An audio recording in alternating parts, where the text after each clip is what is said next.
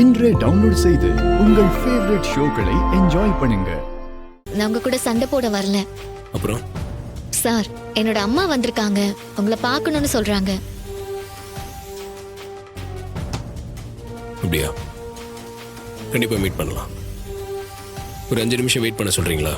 ஒரு சின்ன வேலை இருக்கு. சரி.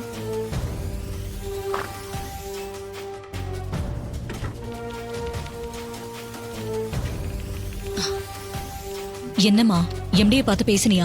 என்ன சொன்னாரு? அவருக்கு கொஞ்சம் வேலை இருக்கா, 5 நிமிஷம் கழிச்சு மீட் பண்றேன்னு சொன்னாரு. அப்படியா?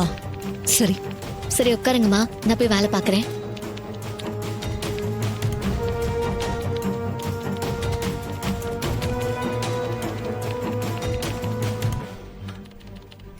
அஞ்சு நிமிஷமா?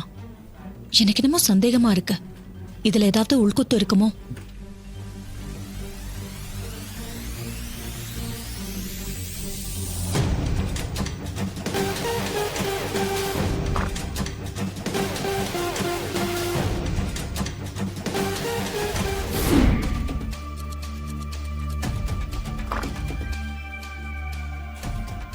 என்ன மாப்பிள்ளையோட அத்தை இங்க வந்திருக்காங்க?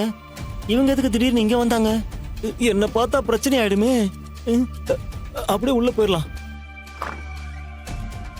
மாப்பிள்ள, ஆபத்து ஆபத்து. என்னடா ஆபத்து? மாப்பிள்ள, அத்தை வந்திருக்காங்க. மாப்பிள்ள, உங்க அத்தை வந்தா எனக்கு என்னடா ஆபத்து? ஐயோ, என் அத்தை இல்ல மாப்பிள்ள, உன் அத்தை வந்திருக்காங்க. தெரியும். தெரியுமா? எப்படி? ரேவதி வந்து சொன்னா, மயிலும் ஃபோன் பண்ணி சொன்னாரு. மாப்பிள்ள, சிஸ்டர் என்ன சொன்னாங்க? அவங்க அம்மா என்ன பார்க்கணும்னு சொன்னாங்களாம். அதுக்காக தான் வெயிட் பண்ணிட்டு இருக்காங்க. என்னது? அவங்க உன்னை பார்க்கணுமா? மாப்பிள்ள, கதையே கந்தல் ஆயிடுமே. அதெல்லாம் ஒன்றும் ஆகாதுடா, பதறாத, பார்த்துக்கலாம். என்ன மாப்பிள்ள, விளையாடுறியா? எப்படி இவங்களை சமாளிக்கிறது? நான் எங்கடா விளையாடுறேன்? மேல இருக்கிறவன் தாண்டா விளையாடுறான். நான் ஒன்றும் சமாளிக்க போறதில்ல, நீ தான் சமாளிக்க போற. என்னது? நான் சமாளிக்கணுமா? என்ன மாப்பிள்ள, தெரிஞ்சுதான் பேசுறியா? உன் அத்தை மட்டும் என்ன பார்த்தா துப்பாக்கிலேயே சுட்டு என்ன பலி கொடுத்துருவாங்க.